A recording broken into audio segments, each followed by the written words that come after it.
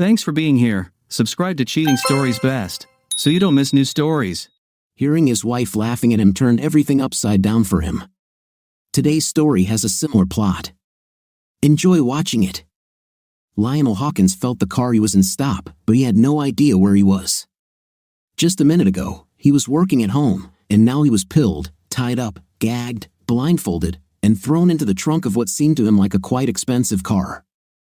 As he began to regain consciousness, he was shaking and suspected that he was being taken to some distant place. But where? And why? The thought that he might be killed twisted his stomach into knots. He heard the trunk lock click, and he was pulled out and thrown to the ground. He thought he would soon be shot in the head, but the expected shot never came. Instead, he heard the laughter of two men, but the real blow to his stomach was the laughter of a third person. It was a woman's laugh, but not just any woman. It was Cheryl, his wife, the woman he had loved for over 10 years. "Why don't we just end him right here?" he heard the voice of one of the men. "No, no," replied his wife. "Between the heat and the snakes, he will soon die. I don't want to leave anything that could lead the police to us. Besides," the other man added, "it would be years before anyone would find him here. By then, only bones will remain." They both laughed again. He heard his wife move and then smelled her perfume as she sat down next to him. "Sorry it ends like this, honey," she said sarcastically while the other two laughed. "But you knew it wouldn't last forever. Besides, Enrique and his people have better intim than you ever could." This caused even more laughter. "Believe it or not, it's nothing personal, it's just business." "Oh, who am I kidding?" "Of course it's personal," she chuckled, then stood up. "Untie his hands," she ordered the two men. "Are you sure?" asked the first man. "Yes," she replied. "Leave his feet tied and blindfolded." She sat down next to her husband again. "Now be a good boy and count to 100 after we leave, before you untie yourself and remove the blindfold. Understood?" Lionel nodded, unable to say anything due to the gag in his mouth. She stood up again. "Do it," she ordered. Lionel felt one of the men cut the zip ties that bound his hands behind his back. "You're lucky, cuckold," the man whispered. "If it were up to me, I'd shoot you in the damn brains and then feed you to the fish." When his hands were free, he rubbed his wrists. The man left him and got back into the car. Lionel heard his wife's voice for the last time. "Now be a good boy and do as I say," she said. "Otherwise, I'll have to unleash my dogs on you." I would say it was nice, but that would be a lie. "So do humanity a favor and die." "Okay, well done," she laughed and slammed the door. He cried when he heard the car drive away. He counted to 100 as she instructed and then removed the blindfold and gag. He squinted until he got used to the bright light and looked around at the harsh desert landscape. He realized that he would not last long in the open air. He untied his legs and took off his shirt and jacket, tying his shirt over his head to somehow protect himself from the unbearable heat. He could barely make out the tracks of the car that had brought him there and decided to follow them as far as he could. As he walked, he reflected on his life with Cheryl. They had met in law school, dated, fallen in love, and gotten married. Both worked for a large law firm, but he felt his talents were not being utilized there. After all, he didn't go to law school to become rich. He sincerely wanted to help people. So, 3 years after graduating, he started his own firm, devoting at least 10% of his time to providing free legal aid to those who needed it but couldn't afford it. Cheryl helped him whenever she could and seemed to support his work. At first, she admired his energy and willingness to go it alone, taking on big firms in the name of serving the public. But over time, something changed. It turned out that Cheryl was not so concerned about helping people unless she herself benefited from it. Her goal was simple: to become rich and powerful, and not necessarily in that order. While she only pretended to support his startup firm, she talked to influential people in other companies, hoping to get a position as a partner. She eventually landed a position with one of the largest firms in the region and was soon earning much more than he was. She was not ashamed of her new position in life. At her insistence, they separated their bank accounts, and she rarely contributed to paying the bills, even though she earned much more than he did. She bought herself a new BMW while he drove a 5-year-old Toyota, which he repaired himself. Worse, she rarely let him drive her car unless it was to take him to one of her social events, where she would introduce him before disappearing with new colleagues to do God knows what. Her new job also required frequent travel. She often visited New York, Washington, Boston, Miami, Seattle, as well as London and Paris. She even joined her partners on cruises to the Bahamas and the Mediterranean, telling him that married couples were not invited. She had been home less than ever over the past 2 years and had even missed their last 2 anniversaries. She always promised to make up for it, but she never did. Their 10th anniversary was approaching, but this year he decided to do nothing to see if she would notice. So far, she hadn't said a word. He was pretty sure she was cheating on him. Lately, all the signs were there, but he had no concrete evidence, at least nothing that could be presented in court. The worst part was that he couldn't afford to hire a private detective, especially since all his money was going toward maintaining his business and household. Several times, he smelled men's cologne or aftershave on her. He also felt something else on her more than once. Of course, their intimate life had hit rock bottom over the past 2 years. They used to make love several times a week, but now he was lucky if they were together once or twice a month. Even then, it seemed like she was just giving him a quick handout to hold him over until she decided to grace him with her presence again. Things had gotten worse in the last year and a half, but the last 6 months had been the worst. The firm she worked for assigned her to a client who required her to work exclusively with him. She was now traveling all over Latin America. Bogota, Lima, and Mexico City were just a few of her destinations. Along with all the other trips, her mother had immigrated to the States from Costa Rica, so Cheryl was fluent in both Spanish and English. This became an advantage in her new assignment. He knew nothing about this new client except that he was very rich, very influential, and very demanding. He was almost sure that she was having an affair with him on the side, but again, he had no concrete evidence. Not that it mattered much, he knew he would still be persecuted in court. So he waited, deciding that at some point, she would get out of control, and then he would make his move.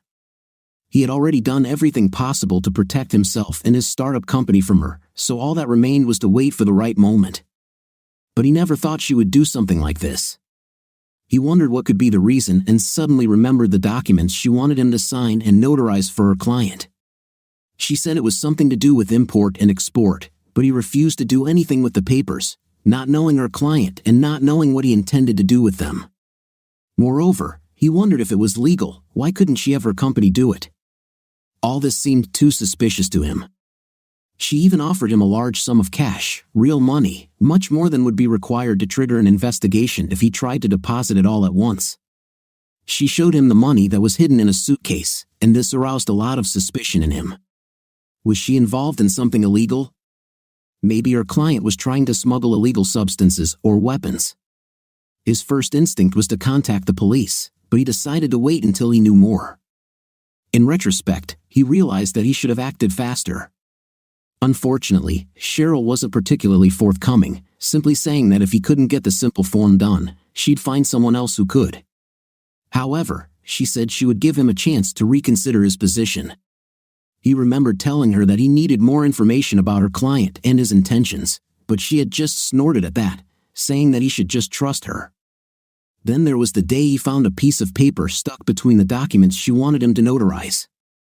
It had the number 350 written on it next to the initials ACT and a date, along with what looked like GPS coordinates in a man's handwriting. It didn't make any sense to him, so he showed it to one of his colleagues, Andy McGregor. "Let me try to figure out what this all means," Andy said. The next day, Andy came to him and suggested that this could indicate the day and place of delivery for illegal weapons. No, Cheryl couldn't be involved in something like that, he told Andy. "Are you 100% sure?" Andy asked. "After all, you said it yourself. She wants you to certify documents that haven't even been filled out and signed yet. If I were you, I'd go straight to the Bureau of Alcohol, Tobacco, Firearms, and Explosives. I wouldn't waste any time." "Let me talk to Cheryl first," he said. "Thanks for looking at this." "You're welcome, Lionel," Andy said. "But I think you're making a huge mistake by not going to the authorities right away. As it turns out, Andy was right. Not taking action was a mistake. He came home and barely had time to put his briefcase on the table when he felt something. After a few seconds, everything went dark. Suddenly, he felt a sharp pain in his leg and screamed. Looking down, he saw a rattlesnake. He had been so absorbed in his thoughts that he didn't even hear the snake hiss.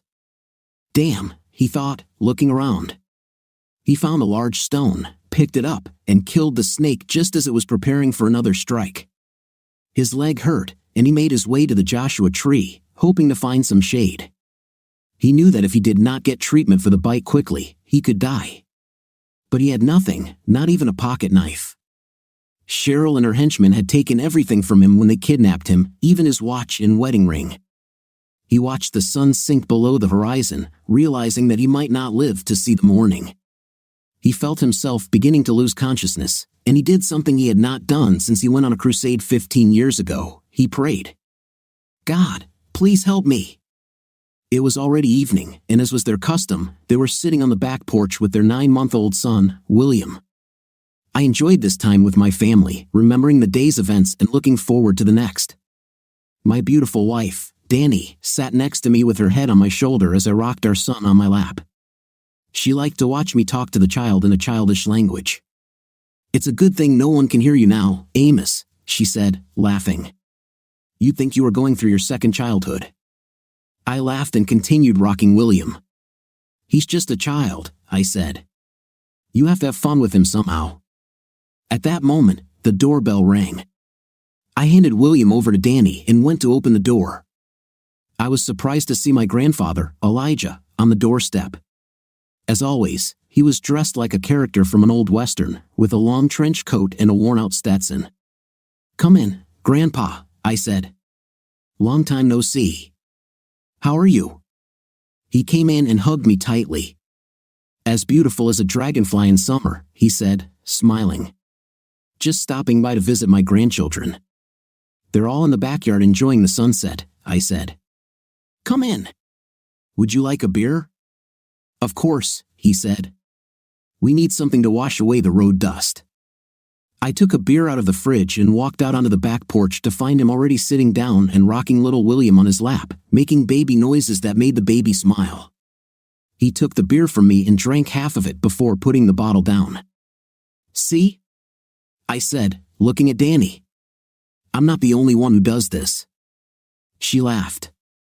Grandpa Elijah looked at us, confused. What's he doing? He asked. Danny was picking on me for making baby noises when I was with William, I said. He laughed. Well, I did that 100 years before you two were even born, he said. You know, William here looks a lot like your grandfather, Jedediah, at this age. You mean my great-great-great-grandfather? I asked. He nodded. Yes, he said. The same one. He was about the same age when everything went wrong. You mean war? I asked. Yes, he said. The Southerners fired on Fort Sumter, and soon the whole country was embroiled in war, brother against brother. I joined the regiment that was formed in Indianapolis. At first, we were an infantry regiment, but later we became a cavalry regiment. That was the last time your Grandma Lizzie or the children saw me alive. Damn, I said. That was hard. He nodded. Yes, that was it, he said. We went everywhere, Shiloh, Chattanooga, Atlanta, hundreds of other places. I've seen many good people die on both sides. It seemed to me that a tear appeared in his eyes. He wiped his face and turned his attention back to William.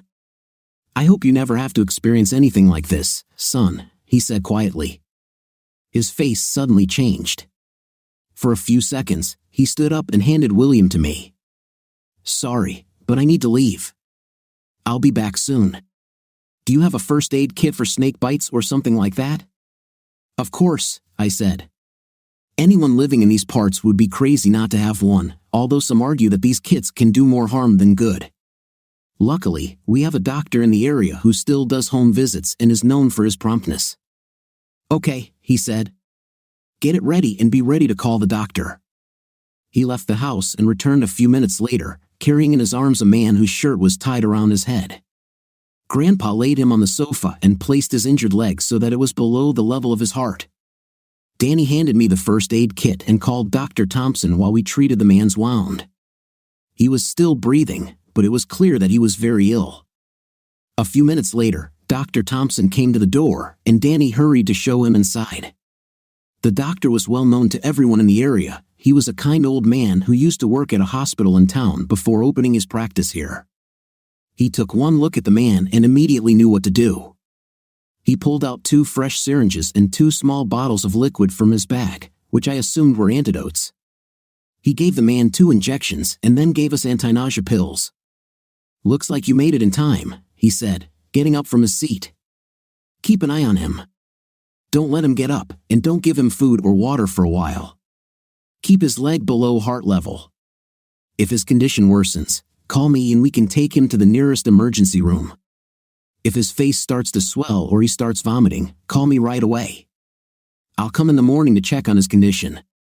"Doctor, will he be okay?" I asked. He nodded. "I think so," he said. "The bite looks worse than it is, but keep an eye on it just in case. I've given him a tetanus shot and an antidote, but if his condition worsens, I may need to give him more." "I hate to ask, but do you know if he has insurance?" "I have no idea, doctor," I said. "Listen, I'll pay the expenses. Just send me the invoice." "Well, okay," he said. "Let me know as soon as you get any information about him. Damn government paperwork makes everything much more complicated than it needs to be. By the way, what happened to him?" "They threw him away," said Grandpa. "They left him for dead." "Maybe you should call the sheriff," the doctor said.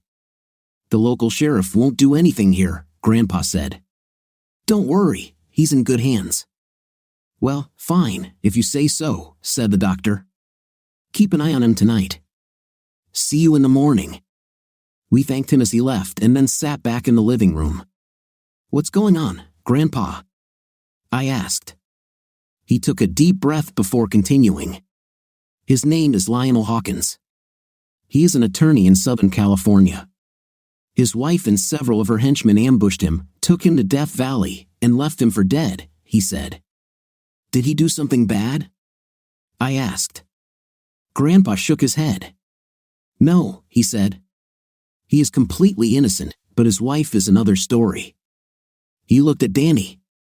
"Can you find information about someone on your computer?" "Yes," she said. "I still have access to LexisNexis." "What do you need?" "I want all the information I can get on Enrique Castillo and Cheryl Hawkins," he said. "You mean that rich Mexican businessman?" she asked. "Yes," he said. "The same one." "Okay," she said. "And I assume Cheryl Hawkins is this man's wife?" "Yes," Grandpa answered quietly. "Her maiden name is Lindstrom, and she uses it often." "I'll get to it right away," she said. "Besides, it's time to put William to bed, so I'll do that and then get to work." He nodded without saying anything. I knew he was trying to think about something, so I stayed silent for a few minutes. "What are you thinking, Grandpa?" I asked. "I think our friend came across something he shouldn't have seen," Elijah said. "Something big, and now his wife is trying to put all the blame on him to cover up their activities." "What, prohibited substances? Weapons?" I asked. He shook his head. "I'm sure it has something to do with that, but there's more to it than that," Elijah said. "True. I still can't figure out what exactly. Do you think this is something similar to what Mike experienced?" I asked. He shook his head. "Not really," he said. "Lionel's wife wanted him to certify or sign some documents, but he refused. He told her that he did not know her client and did not understand his intentions. Then he accidentally bumped into something right before he was captured. I don't think he even realized what it was. Is this what you're trying to understand?" I asked. He nodded. "Yes," he said. "Unfortunately, Lionel's memories are a little blurry now." "Can you read memories?" I asked. He smiled and nodded slightly. "A little bit," he said. "One of the benefits of the job, perhaps. When he wakes up, I can get a clearer picture." I thought you said you could read a person's face, I said. He nodded. I can, he said. I can tell a lot about a person from their face, but not necessarily everything. The main thing is to look them in the eyes. These are windows into the human mind. I thought about his words for a few minutes before speaking again. How about we go out on the porch, have a beer, and smoke? I suggested. He looked at Lionel for a second, then nodded. Why not? He asked with a smile. Nothing can be done here anyway until he wakes up. We stood up and headed to the back exit, stopping for a moment at the refrigerator to get a couple of bottles. I took out the box of cigarettes he gave me, opened it, and offered him one. He took it, and I took out a match and struck it on my jeans. He took a drag as I lit his cigarette, then lit mine. We stood in the dark, each immersed in our own thoughts. These are the tasks you do, Grandpa, I said. Are they always like mine or Lionel's? No, he said. Most of them are pretty simple, about the same as yours. More often than not, those I help don't even know I was involved. I like it even better this way. But lately, they have become more and more complex, more and more intense. Sometimes it seems to me that people no longer understand the difference between good and evil. Even worse, many people don't seem to care. I see what you mean, I said. Well, Danny and I will do our best to help. I appreciate it, son, he said. It means a lot to me, especially since I don't understand all this new technology. In my day, everything was simpler. I shot the idiot, and that was the end of it. It's not so simple anymore, I said. Speaking of shooting, he began. Yes? I asked. Did you train with that rifle I gave you? He asked. I nodded. The last time I saw him, he gave me a Winchester Model 1892.44-40 rifle with a modified lever. It was designed so that it could be fired by simply cocking the lever once the pin was in place. It worked like those old TV westerns. Of course, I said. But there's one strange thing. What's that? He asked. The damn thing never seems to run out of ammo, I said. He laughed. You've noticed this, haven't you? He asked with a smile. This can be useful in a firefight, trust me. If you take good care of her, she will definitely take care of you. We finished our cigarettes and drank our beers, then went back inside. Danny was waiting for us in the living room, holding several sheets of paper in her hands. I found information about Castillo and Cheryl Lindstrom Hawkins for you, she said. Are you ready to hear what I learned? Of course, Elijah said, sitting down. Okay, she said. First, from what I could find, Cheryl was last employed as an attorney at the firm of Dway and Chatham in Southern California. I'm not sure if she still works there, but Castillo was her last client. She apparently handles all of his legal affairs. She also travels with him often, Mexico City, Bogota, Caracas, even abroad. There are articles on the internet about Castillo, and in many of the photos of him, she looks more like his mistress than a highly paid lawyer. She stopped to hand us a printed photo. Cheryl was a very attractive woman with long dark hair and deep brown eyes. Her Hispanic heritage was easy to spot. She wore a short dress that showed off her slender legs and a fair amount of cleavage. Castillo looked a little older than her and seemed quite sophisticated in his expensive suit. He hugged her, and she seemed to enjoy it. It was obvious that there was chemistry between them. There's something else, Danny continued. Castillo has large villas in Colombia and Mexico. He is also under investigation by Mexican authorities on various charges, prohibited substances, weapons, human trafficking, you name it. However, these investigations were never successful, as they magically disappeared. He also appears to have recently become very active in the politics of the Mexican state of Chihuahua. It is the largest state in Mexico and borders Texas and New Mexico. What do you mean, active? I asked. He seems to be building a coalition to eventually remove the political leaders there, she said. It's not much different from how rich people here in the state support politicians. He has already succeeded in replacing several mayors with politicians loyal to him and has also replaced a number of bureaucrats. People are starting to ask questions. But do you think there's more to it? Grandpa asked. I don't know, she said. It's difficult to judge based on these reports alone. Okay, Grandpa said, taking the stack of papers from Danny's hands. I'll look into it. Thank you very much, Danny. Why don't you young people rest?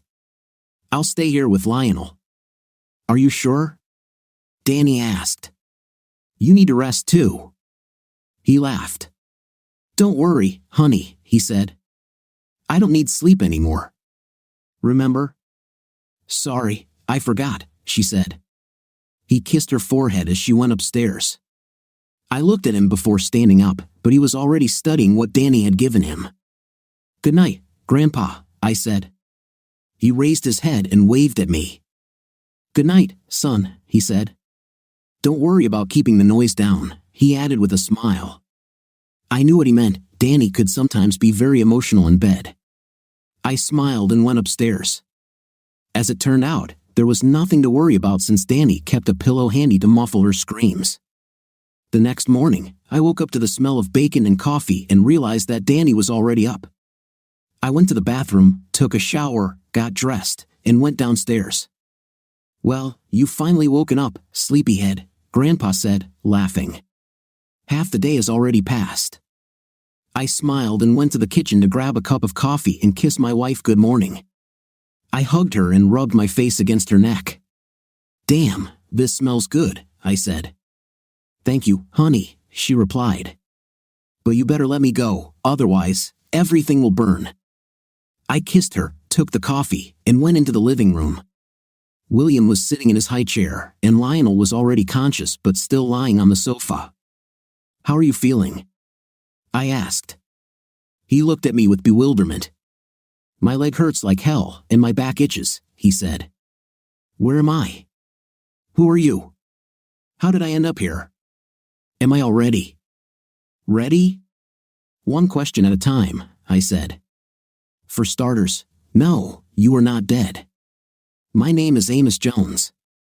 The woman making breakfast is my wife, Danny, and this man. Judo peace, said Grandpa, holding out his hand. Lionel shook it and looked carefully at his grandfather. I remember seeing you, Lionel said. You were the one who picked me up in the desert. Grandpa nodded. How did you know where I was? I asked for help, said Lionel. Grandpa smiled. I have answered your call. Lionel remembered his prayer and looked at his grandfather, stunned. You, he began. Grandpa shook his head. No, he said. I'm not even close. So, where am I? Lionel asked. In Texas, I replied. Would you like to have some breakfast? He nodded. Yes, I'm starving, he said. Danny brought him a plate of bacon and eggs and placed it on the coffee table with a coaster. Thank you very much, he said. You're welcome, she replied. Bon appetit. He didn't need to be told twice. He grabbed a fork and ate the food greedily, as if he hadn't eaten for days. Danny brought food for the rest of us, and we ate in silence. She sat with William and fed him while she ate, and when she was done, she put him in the playpen. So, I said when I finished, what can you tell us? How did you end up in Death Valley? Where did I end up? He asked. I nodded. Yes, I said. What happened? The last thing I remember was putting my briefcase on the table at home to look through documents, he said. The next thing I remember is being tied up and thrown into the trunk of a car. The car stopped, and they threw me out. My wife has made it clear that she wants me dead. Oh God, Danny said. What documents were you going to look at? I asked. He shook his head. Just something that Cheryl, that's my wife, by the way, wanted me to certify for her client, he said. This is important, Danny said. What documents? She wanted me to pre-certify and sign documents for some import-export transaction for her client, he said. Wait, Danny said. She wanted you to sign and notarize something that hadn't even been signed or completely filled out yet? She asked, shocked. Basically, yes, he replied. Why? Asked Danny. He shrugged. I don't know, he said. Your wife is a lawyer, right? She asked. He nodded. Yes, he said. Then why couldn't she do it herself if it's so important? Danny asked. He shook his head again. I don't know, he replied. I asked her, but she just waved me off. I told her that I would not do anything until I met with her client and discussed it in person. I also told her that I refused to put my stamp on anything that was not completely filled out and verified. Look, I don't have much, but I have my integrity. I understand, Danny said. She looked at Grandpa and me before speaking again. I smell a huge rat here, she said. Nothing about this makes sense. She turned back to Lionel. Did she offer you money? Oh God, yes, he said. A whole suitcase full of $100 bills. I didn't count, but I knew it was over $10,000. You know what happens when you try to deposit that amount of cash all at once, right? Danny nodded. And I also know what happens if you try to bring it in piecemeal, she said. You didn't accept her, did you? Hell no, he said. I told her straight out that either I would meet with her client in person and get all the information, or there would be no deal. What is your relationship with your wife like now? Danny asked. He laughed out loud. What relationship? He asked. For the last 3 months, I've been lucky if I see her at least 5 days a month. The rest of the time she's at meetings in Mexico City, Acapulco, Bogota, wherever. Even when she's at home, she's either on her phone or on her computer. Do you think she's cheating on you? Asked Danny. I'm confident of it now, he said. I've suspected this for some time, but she was never home, and I couldn't afford to hire a private investigator to check on her. What made you so sure of this now? Asked Danny. Her last words to me, he said. She told me to do humanity a favor and die. One of her goons called me a cuckold, and she admitted to sleeping with other men. I may be a weakling, but I'm not a fool. Danny showed him one of the photos she had printed off the internet. Is this your wife? She asked. He looked at her and nodded. Yes, that's her, he said. Do you know the man she's with? Asked Danny. No, I personally don't know, he said. I'm guessing this is one of her wealthy clients, her only client as far as I can tell. Danny said, his name is Enrique Castillo, and he is one of the richest businessmen in Mexico. No wonder, said Lionel. Enrique comes from the German name Heinrich, which means powerful ruler of the house. The name Castillo translates to castle. This suggests that he is probably a controlling stupid with delusions of grandeur. He looked at us after he said this. Sorry, this is my hobby. I love researching the origins and meanings of names. So it's safe to assume that what she wanted you to assure was related to him, Danny said. Am I right? He nodded slowly. Yes, he said. Maybe it has something to do with that note you found before you were captured, Grandpa said. Before this, he had simply listened, watching Lionel's face and saying almost nothing. Lionel's eyes widened. How do you know about this? He asked. It's his hobby, I said. He reads faces. Lionel looked at us in bewilderment. And he can tell it by my face? He asked. I can tell a lot about a person by his face, said Grandfather. At that moment, there was a knock on the door. I opened it and invited Drawer Thompson to enter. How is our patient this morning? He asked, looking at Lionel. You seem to be feeling a little better. Yes, said Lionel. The doctor nodded and examined his wound. The bite looks much better than yesterday, he said, changing the bandage. Have you eaten yet? Yes, I ate bacon and eggs, said Lionel. The doctor nodded again. Okay, he said. No nausea, dizziness, or anything like that? No, Lionel said, shaking his head. Even better, said the doctor. Well, I guess everything's okay, he added as he finished changing the bandage. Don't put too much weight on that leg for a while and call if you need anything else. How much do I owe? I asked. The doctor waved his hand. Don't worry about it, he said. My assistant will send the bill. Take care of yourself, okay? See you, doctor, Danny and I said as he left. After he left, we turned our attention back to Lionel. You were going to explain something about the note you found, I said. Lionel took a deep breath and exhaled heavily. Yes, there were some numbers in the initial sack, as well as a date and GPS coordinates, he said. Grandfather looked at me. GPS? What is this? He asked. GPS, I said, means Global Positioning System. It's a way to find and track anything on Earth. Oh my God, said Grandpa. What else will they come up with? What do you think it was? I asked. Lionel replied, honestly, I don't know, he said. But you have a guess, right? Grandfather asked. Lionel nodded. Yes, he said. A friend of mine suggested that this could be linked to a possible supply of illegal weapons, but I just can't imagine Cheryl being involved in something so blatantly illegal. Have you ever imagined that your wife would cheat on you and try to get you involved in unethical, if not outright illegal, activities with your notary? Asked Danny. She didn't wait for an answer before she continued. I knew she was in lawyer mode and wouldn't stop until Lionel understood everything himself. Have you ever imagined that your wife would kidnap you, inject you with something, drag you out into the desert, and leave you there to die? She asked, her voice getting angrier. Did you ever imagine that she would literally tell you to do humanity a favor and die? Lionel shook his head, tears streaming down his cheeks. No, he said quietly.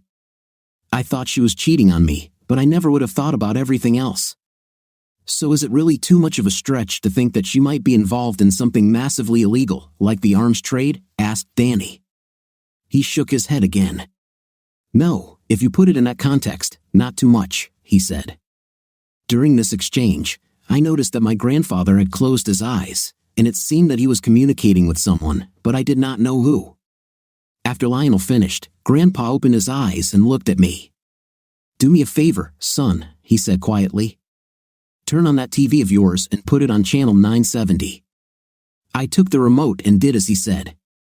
We didn't have a channel with that number on our service, so I wondered what we would see. I pressed the button to start recording on the DVR. An image appeared on the screen from the veranda of a luxury home with a bistro table and 2 chairs. Cheryl walked out onto the veranda wearing a short robe that was open in the front. She sat down and was soon joined by a dark-skinned man in a slightly longer robe. A servant brought a tray of cups, and they both took a cup. What are we watching now, Grandpa? I asked. He raised his hand. I'll tell you when it's over, he said. We watched as they took a sip from their cups before speaking. The man said something in rapid Spanish, and a translation appeared on the screen. I see you took care of your stupid hubby yesterday, the translation said. Yes, Cheryl replied in Spanish. I'm sure it was hard for you to get rid of him like that, he said. She shrugged. Not really, Enrique, she said. This has been building up for a long time. This would still have to be done sooner or later. It just saves me time and money on the divorce. Now all his property and business will be mine once he is declared dead. So you didn't love him? Enrique said. She shook her head. No, it's been a while, she said, which brought more tears from Lionel. At first, yes, but he simply did not have the same desire for wealth and power that you have, and damn it, I'm not going to drag someone down because they don't have the ambition to improve their life. And now, he asked. She smiled and took another sip. Now I have you, she said, and he smiled. And I have never been happier or more satisfied. Soon all of the Chihuahuas will be at your feet, he said, and she smiled. As soon as the weapons are delivered, my new army will be ready, and we will strike. You know, my people said they lost track of your husband a few hours after you threw him away. They're still looking but haven't found anything yet. She shrugged. Maybe he fell into a ravine or crawled somewhere and died, she said. Who cares? Besides, where could he go? He didn't even have a comb when I left him, and I didn't see any angels to take him away. Except he's gone now, it's just you and me. He smiled, nodding his head. Yes, it is, isn't it? He asked rhetorically. Suddenly, something distracted him, and he reached into his pocket. He took out his mobile phone and spoke into it. Are you sure about this? He asked. We couldn't hear what was said on the other side of the line. After a few seconds, he responded, Do it now, he ordered before ending the call. What was that? Enrique? Cheryl asked. He smiled and shook his head. A minor administrative detail, he said. You have nothing to worry about. So where are we? You were going to tell me about our future again, she said. Oh yes, he said. First we will take a Chihuahua, then all of Mexico. After this, we will unite all our people under one banner. Then we will move north and join our oppressed brothers and sisters and take back what the gringos stole from us so long ago. This will be a great war, and I will become the Napoleon of the Western Hemisphere. Does this excite you? He asked. Yes, very much, she replied. And I will become your Empress Josephine and be by your side when the corrupt President of the United States is forced to capitulate to you, my king. Am I your king? He asked with a grin. Of course, Enrique, she replied. Always and forever. I want to be your queen and give you heirs. I certainly hope so, he said. You know how I deal with those who betray me. I would never betray you, darling, she said, climbing onto his lap. I am very glad to hear this, my queen, he said. I've had enough, Lionel said. Turn it off, please. The recording ended, and ripples appeared on the screen. I looked at my grandfather. What the hell did we just see? I asked. Where did this come from? I can't explain all the details right now, he said. Let's just say I'm not the only one who does what I do. What you saw actually happened as you saw it. That's all I can say. I don't know how it was done, and I can't explain. You mean we just watched a video of two people somewhere we don't know discussing the revolution and then having intimate, and it's in real time? Asked Danny. Grandfather nodded. Looks like it, he said. He looked back at Lionel. So we need to send you somewhere where they can never find you. But where? Asked Lionel. I think I know a suitable place, said Grandfather. But I suggest taking a bath first. No offense, but you're starting to smell a little. We all laughed, even little William. Yes, but I can't stand on this leg for long, Lionel said.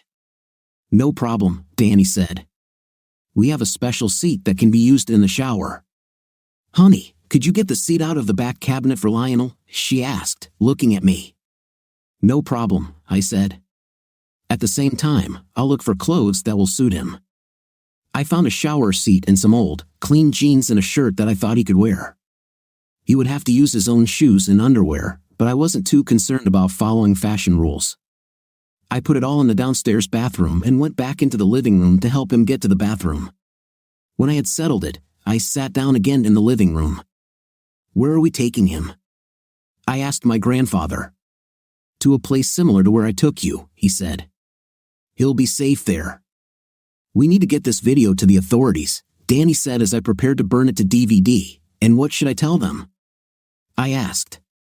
That we saw a video of two people somewhere we don't know discussing the revolution and then having a night? We'll both be locked up in a mental hospital. You're right, she said. But Danny is right, Grandpa, I said. We have to do something. I understand how you feel, son, he said. I need to think about this. Saving a person from death in the desert is one thing, stopping an attempted revolution is another matter entirely. Let's get Lionel to safety first, and then we'll discuss this. Okay, Grandpa, I said. I excused myself for a minute, went to my office, and came back with a backpack. After another half hour, Lionel returned to the living room limping. He looked funny in his worn-out jeans that didn't fit him well and his expensive but ruined shoes, but at least he didn't smell anymore. Grandfather stood up as Lionel entered the room. Are you ready, son? He asked. I'm ready, Lionel replied, nodding his head. Grandfather went out and returned with a lasso. He circled it around us. Just as I expected. I'll be back as soon as I can, I said, kissing Danny and William. She smiled and kissed me back. You better come back, cowboy, she said. I stood next to Lionel, supporting him while Grandpa did his magic rope move. The next moment, we were standing in the middle of a dusty street very similar to the one where my grandfather took me when I ran into my first wife and her lover. Grandfather pointed to a 2-story wooden building with a sign that simply said hotel. I helped Lionel up the creaky steps onto the wooden sidewalk while Grandpa opened the door. The inside was much cooler than outside, and I felt like I had walked into a museum of the Old West. A bald man wearing an armband came out of the back room and greeted us. "Elijah, old friend," he said. "How are you?" Grandfather approached him, and they shook hands firmly. "I'm not complaining," said Grandfather. "How are you?" "Oh, the man replied with a wink, which made Grandfather smile. "Listen, Jake, can you shelter my friend for a while?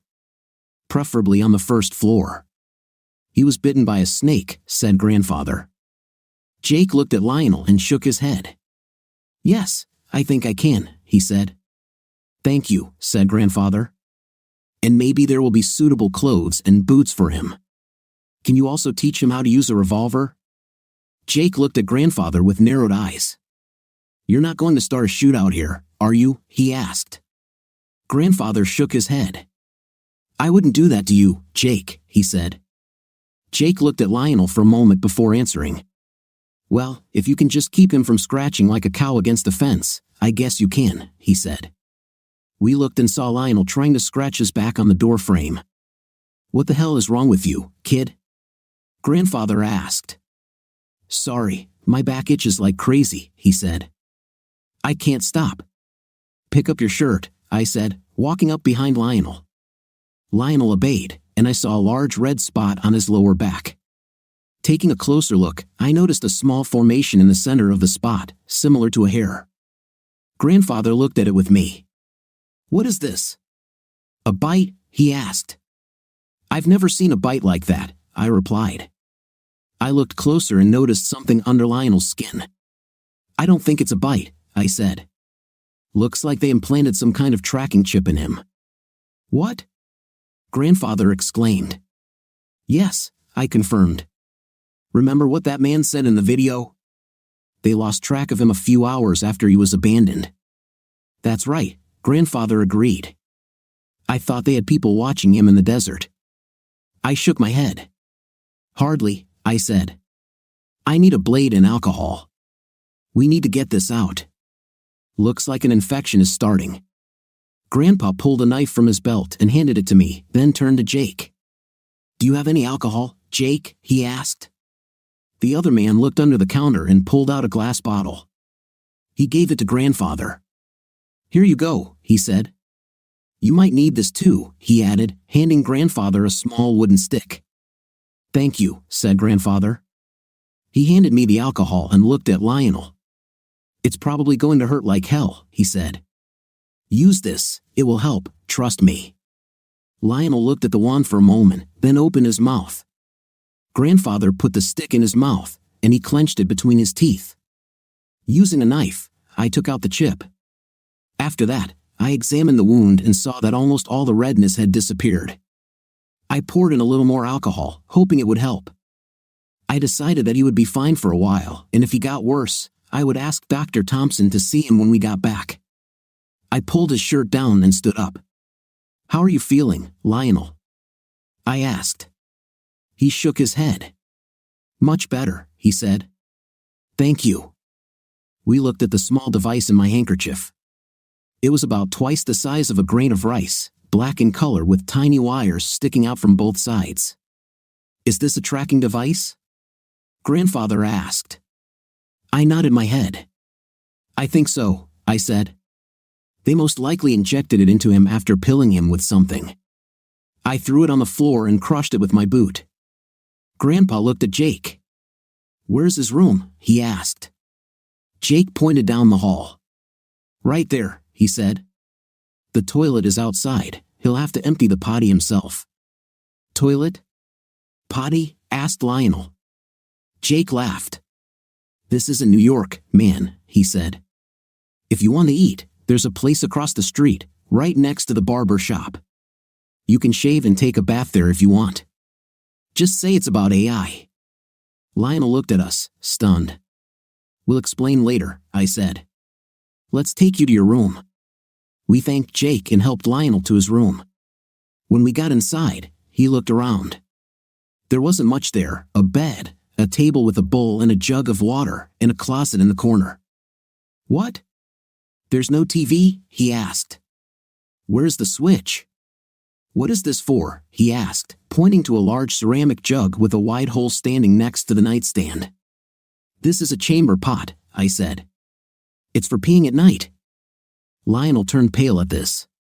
It won't work, he said. We sat him down on the bed. That's why I packed this for you, I said, placing the backpack on the bed. It's not much, but it will help you pass the time until we get back. I pulled out an old tablet and handed it to him. I have 2 seasons of NCIS and several movies loaded onto this tablet. The battery is fully charged, so that should be enough. If you don't end up watching everything, there's also a roll of toilet paper and something to grab a snack if you want. I also put a couple of magazines in. Thank you, he said. That will help. What about the light? Grandfather pointed to the kerosene lamp on the nightstand.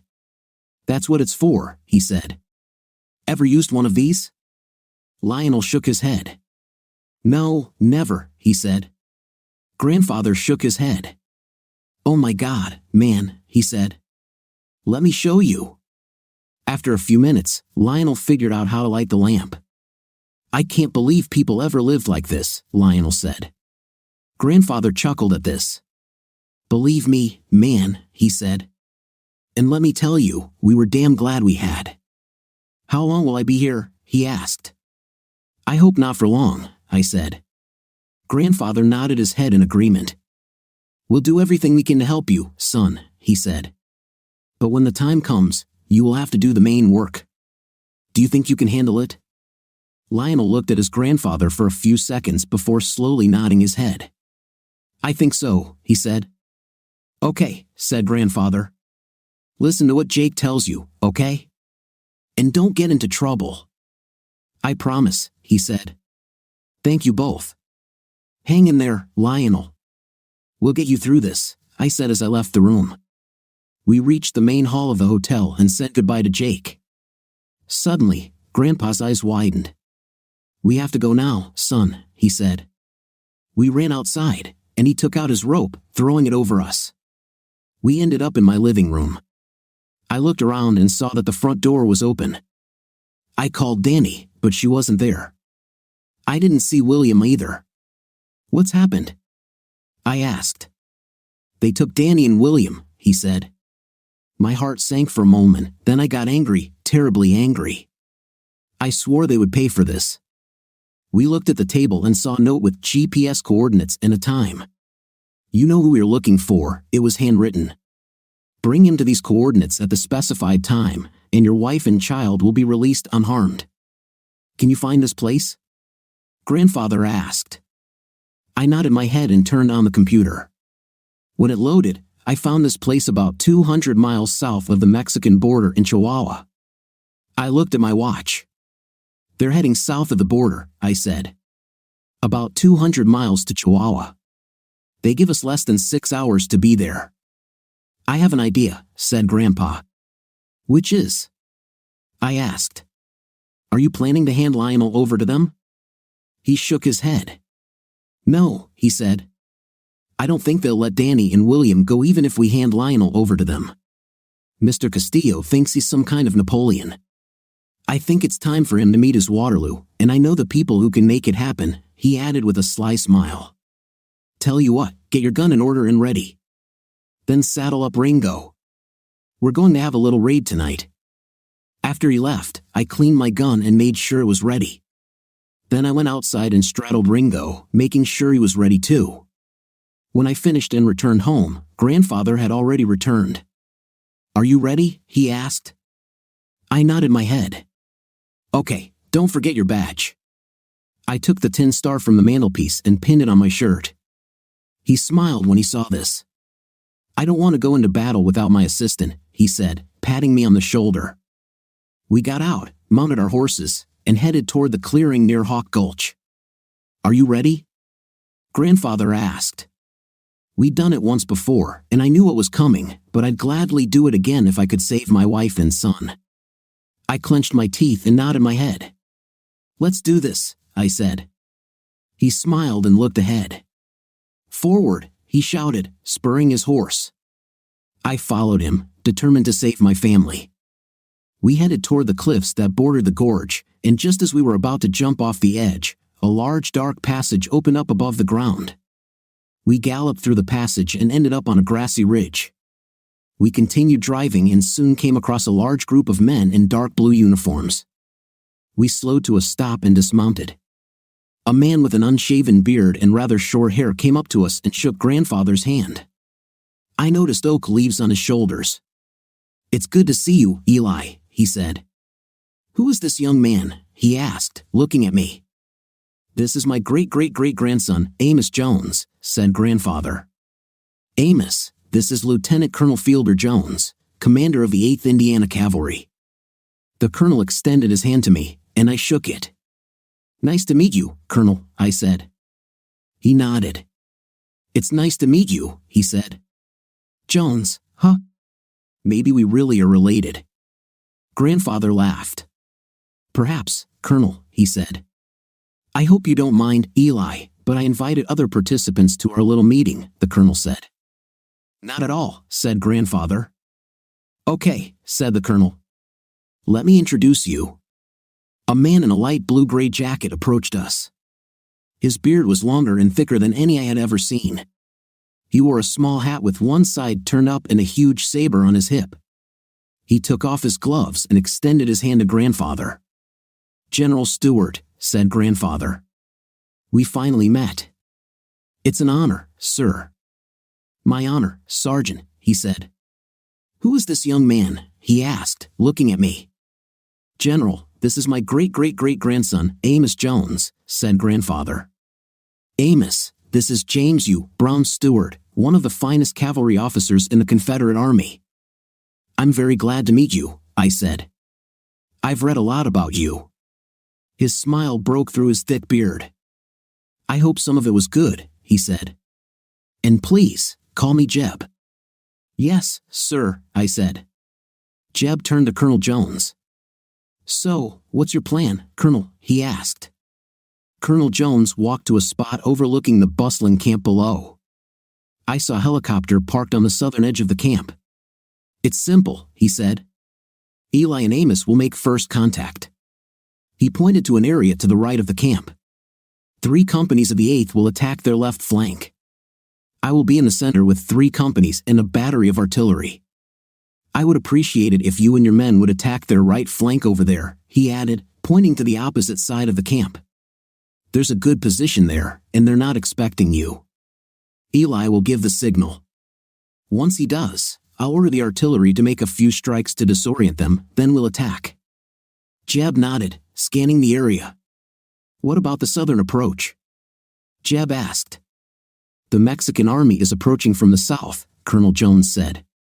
"They're still a few miles away, but I figure these guys will run as soon as it starts, and they'll run south as fast as they can." "Why do you think so?" Colonel Jeb asked. "First of all, they are not Mexican regulars," he said. "Most of these guys look like new recruits, perhaps pulled straight from the streets or straight from prison. Little or no training, no discipline. If they're not drinking, they're eating or sleeping. Not exactly my idea of a fighting force." "Fair," Jeb said. "Wait, Colonel," I said. "My wife and child are in this camp. I don't want them to get hit by artillery."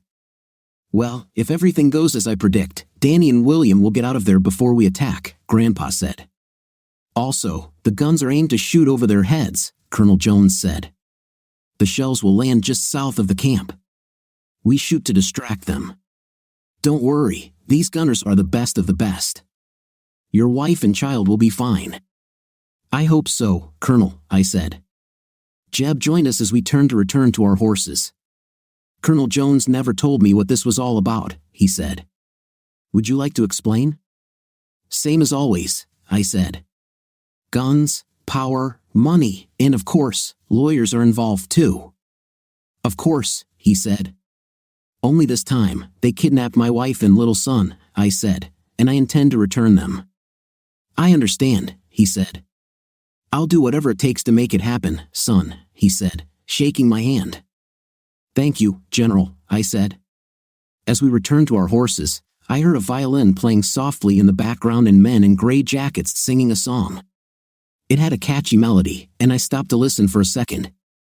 Now every cavalryman who loves honor and rightness, let him follow Stuart's pen tonight. Tighten your straps and loosen your reins, pull up the blanket and fasten the holster again. Check the click of your trigger and the balance of your blade, because whoever goes on a raid must ride confidently. A catchy tune, I said to my grandfather when the violin began to play. What's it called? Raid, said grandfather. An old Confederate cavalry song. Did you ever sing like that during the war? I asked. He nodded.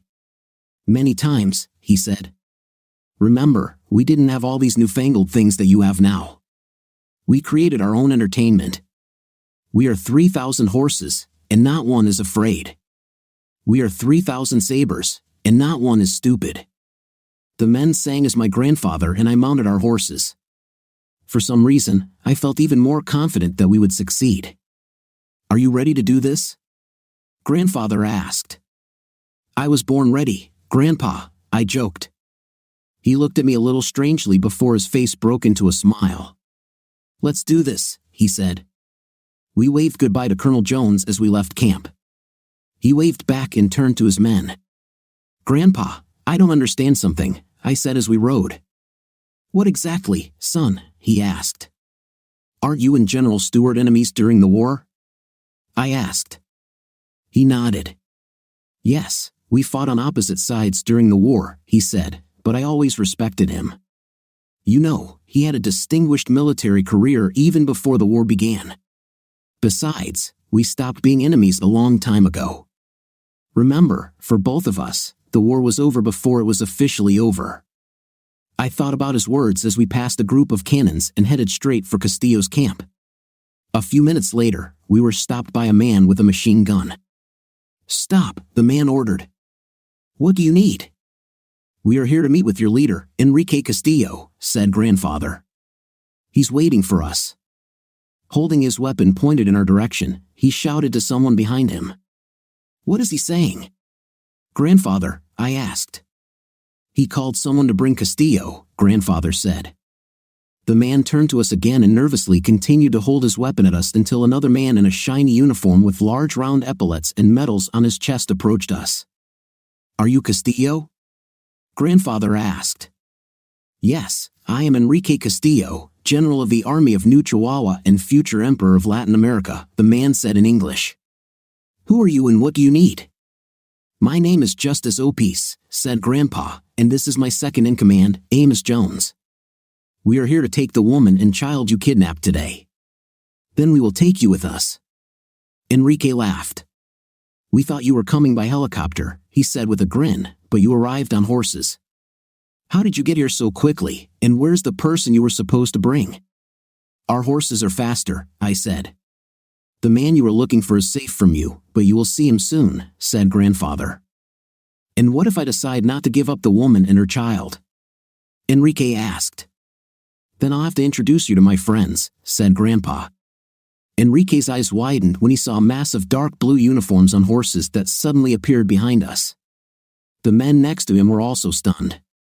I looked back and saw flames coming from the nostrils of some of the horses, and the men had already drawn their sabers. Who are these people? What kind of magic is this? Enrique asked. As I said, these are my friends, said Grandfather, his eyes lighting up with fire. Meet the 8th Indiana Cavalry, reinforced by Jeb Stuart's cavalry veterans of many battles. You wanted a war, didn't you? I'll be glad to give you one. You won't believe. By then, the woman I knew as Cheryl, Lionel's wife, appeared on the scene. Her face turned white when she saw the ghostly cavalryman behind us. She turned to us. Where's my husband? She demanded. In a safe place, said Grandfather. Now bring the woman and her child. Enrique looked at Cheryl. Do it, he said. But Enrique, she began. Just do it, he barked. She turned and gave orders to the two men behind her. A minute later, Danny was led outside. One of the men with her held William in his arms and handed him to her. As they stood in front of us, I asked, Are you okay? She nodded. "We're fine," she said. "They didn't touch us. We just arrived here." Grandpa pulled out his rope and threw it over Danny. I whispered to her, "I love you." She responded in kind before disappearing. Enrique looked at me before speaking. "Oh, so you're this woman's husband, aren't you?" he asked. "Yes," I said. "Well then, it's a good thing you showed up, otherwise, my people would have thought she would be useful for entertainment," he said, laughing. Cheryl laughed with him. Grandpa swung the rope again, wrapping it around Enrique and Cheryl. They froze in place, but I noticed that Enrique had wet himself. I couldn't help laughing. "What a general!" Grandpa pulled the rope, and they disappeared in a cloud of smoke. Grandpa let out a piercing whistle, the loudest I had ever heard. Before anyone could react, the ground shook, and the cannons opened fire, sending shells over our heads that exploded south of the camp. One of the shells hit the helicopter, and it exploded in flames.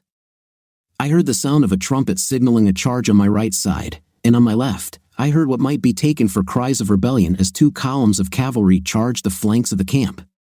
The men behind us advanced, their sabers drawn. A few minutes later, I saw several of Castillo's men drop their weapons and run south to escape the carnage. Soon, the enemy fire ceased, and a thick cloud of acrid smoke hung over the destroyed camp like fog. The cavalrymen silently left the camp, leaving behind the chaos they had created. Colonel Jones looked at me as he left the camp. I waved to him and gave him a thumbs up. He smiled, returned the gesture, and saluted before riding off. To my left, I saw Jeb Stewart on his horse. He saluted with an open palm, and Grandpa returned the favor. I waved my hand to him, and he answered. Seconds later, he and his men were gone, leaving no trace but my memory in the ruined camp before me. Stunned, I put my gun back in its holster.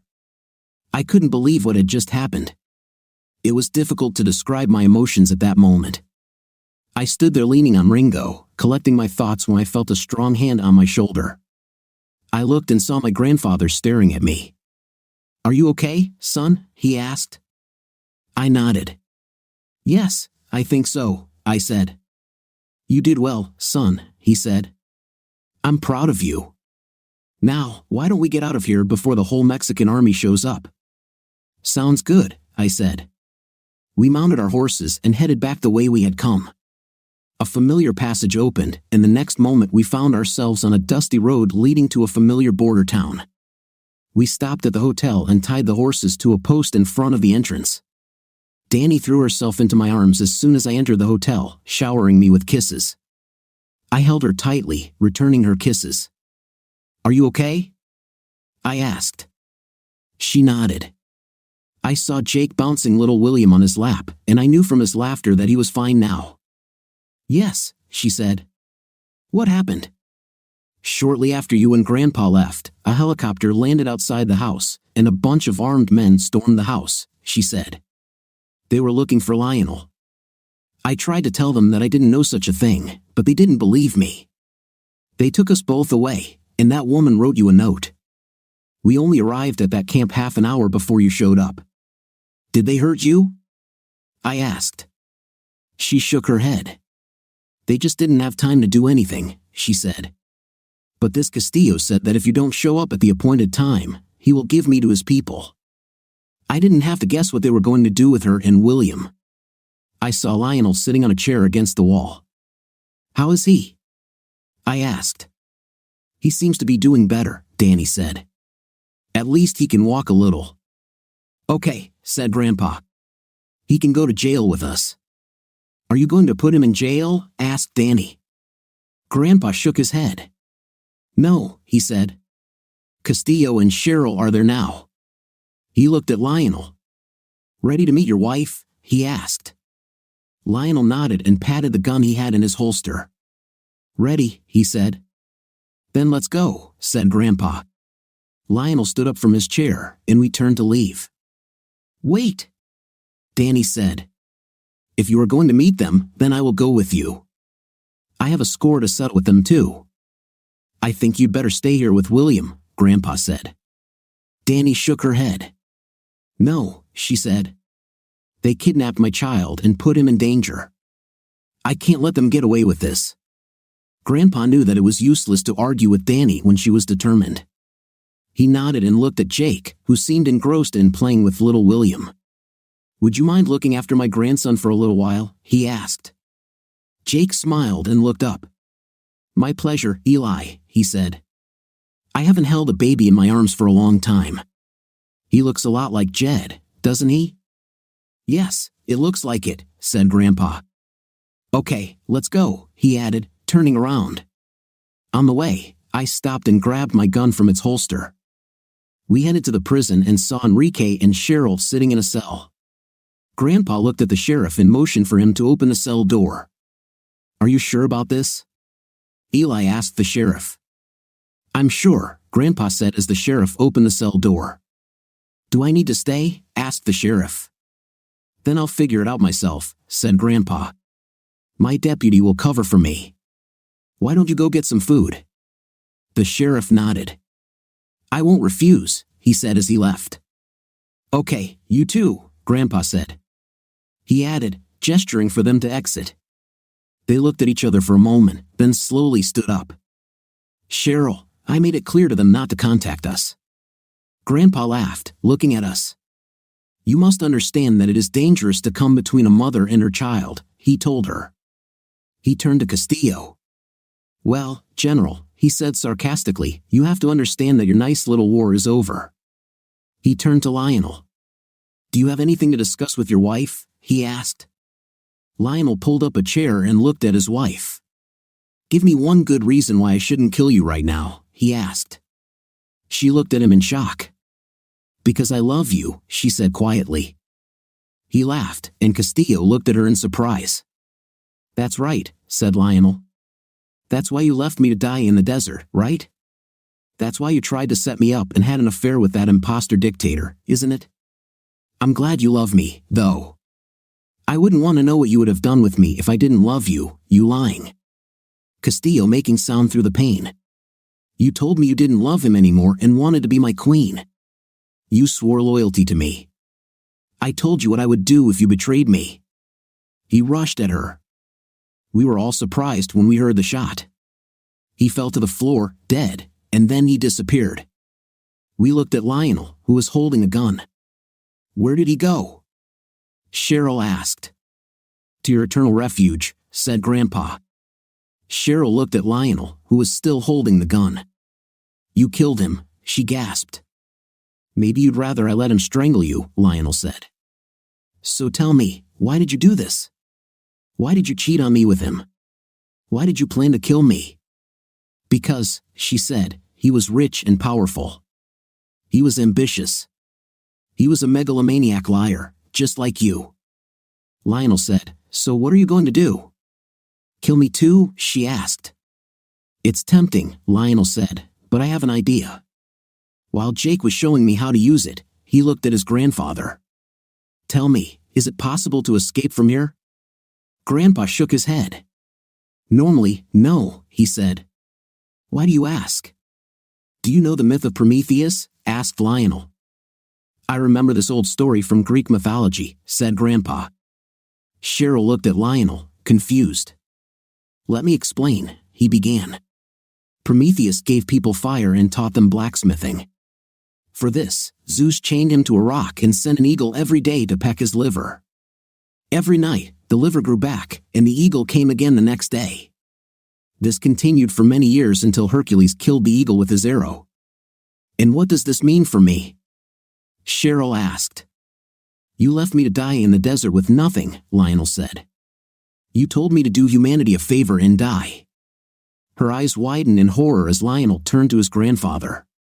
"Do you think something like this could be arranged for her?" His grandfather narrowed his eyes as he considered the proposal. "You can't do this to me." Cheryl pleaded. "Please, Lionel, divorce me if you want, but don't leave me." "Shut up," Lionel responded. "You know as well as I do that the courts will side with you in any divorce. That's why I will not divorce you. I will wait as long as it takes for you to be declared dead." She recoiled when she heard this. "I'll run away from here," she said. "I will find you, you know I will, and I will make you pay for it." No, you won't find it, said Grandpa. He looked at Lionel. I see what you're getting at. It's unusual, but not completely out of the question. Are you absolutely sure of your decision? Lionel looked him in the eyes and replied, I'm absolutely sure.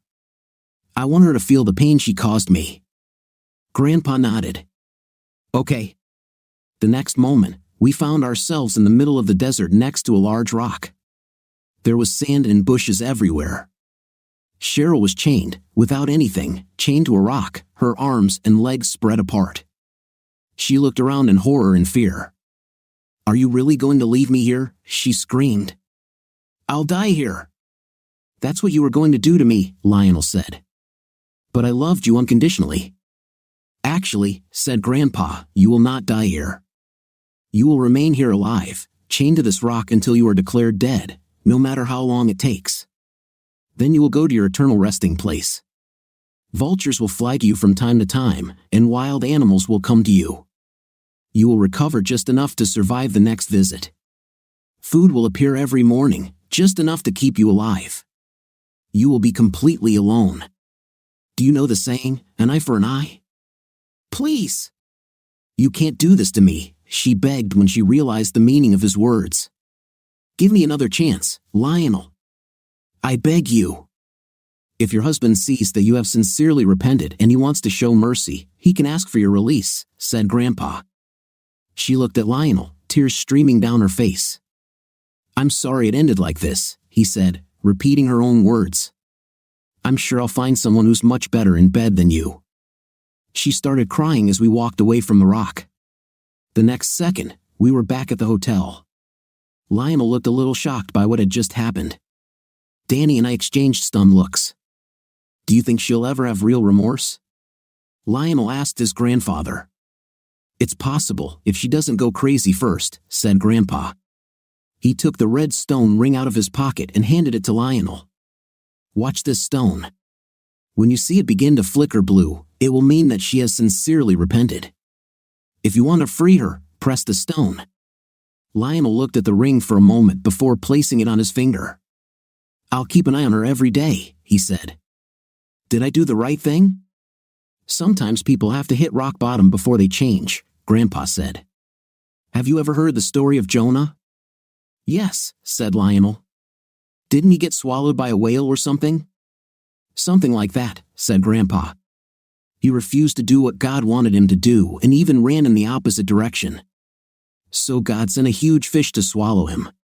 He sat in the belly of this fish for 3 days and 3 nights, praying until he repented. The fish spat him out onto dry land, and Jonah finally did what he had to do.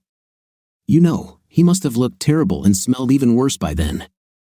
Maybe your wife needs a similar lesson too. The real question is whether you can. Will you ever let go of your hatred and forgive her? Lionel shook his head. I don't know, he said quietly. After all, she tried to kill me. Yes, I tried, said Grandpa. Okay, he said after a few seconds. It's time to go home. We packed our things and headed to the ranch. I gave Lionel my address and cell phone number in case he wanted to talk to me, and Grandpa drove him home.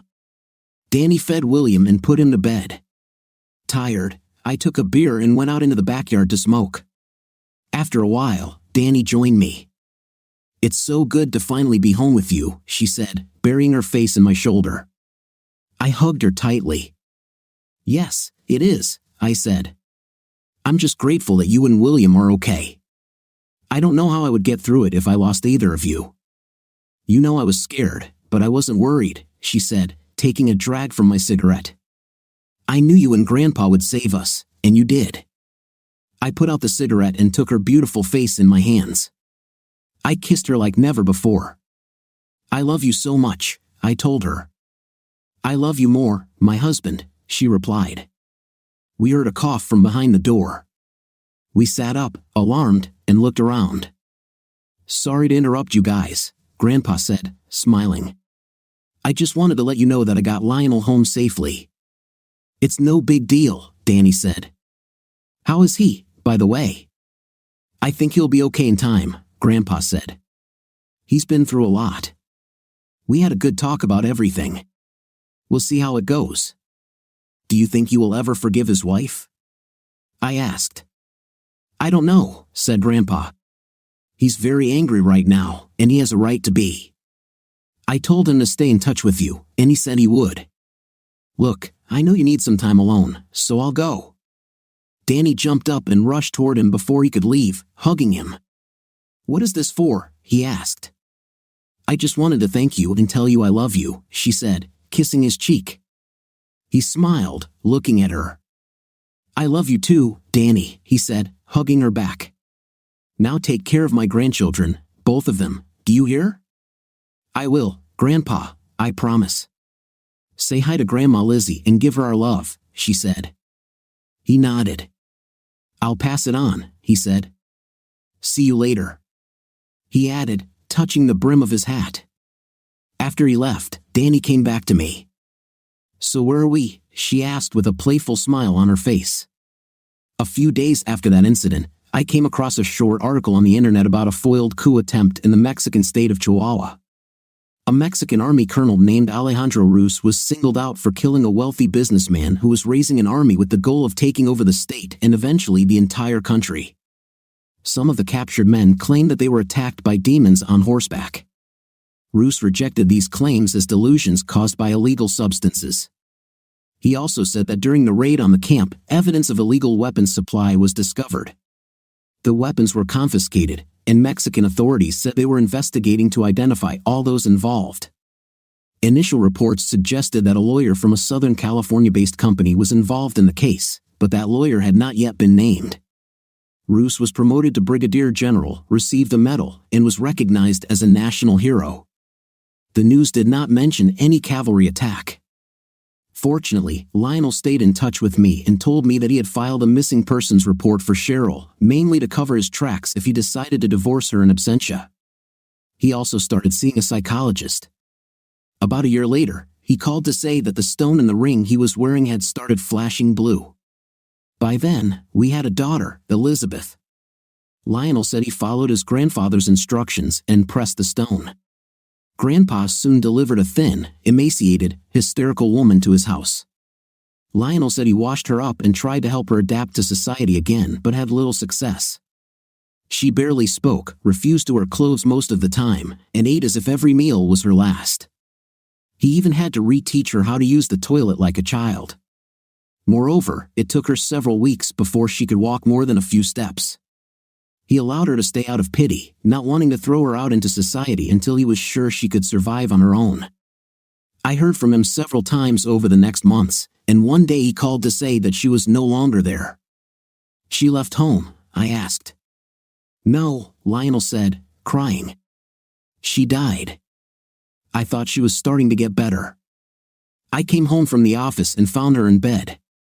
She had taken sleeping pills. I'm sorry to hear that, I said. It's normal, he said. Your grandfather said that she had finally made peace with God and was ready to leave. She wrote a rather lengthy manuscript that explains a lot of things. It is quite graphic in places. She also left a will in which she bequeathed to me all her property, more than $5 million in an offshore account. I never knew she had that kind of money. Perhaps this was her way of apologizing to me. Wow, I said. Would you like to read her manuscript? He asked. Yes, of course, if you don't mind, I said. I don't mind, he said. I'll have to go through it and correct some mistakes. She spent the last few months writing this, and her thoughts are hard to make out in places. This will take some time, probably about 3 weeks. Take your time, don't rush.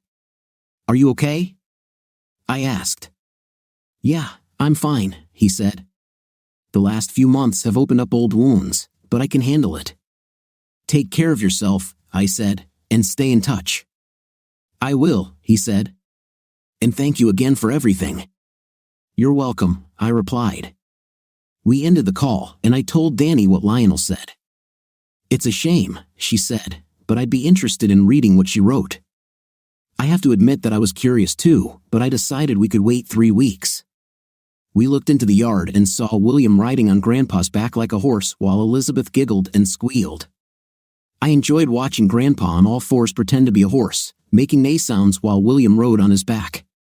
It was difficult to know who enjoyed the game more, William or Grandpa. I looked at Danny and saw a look of love on her face.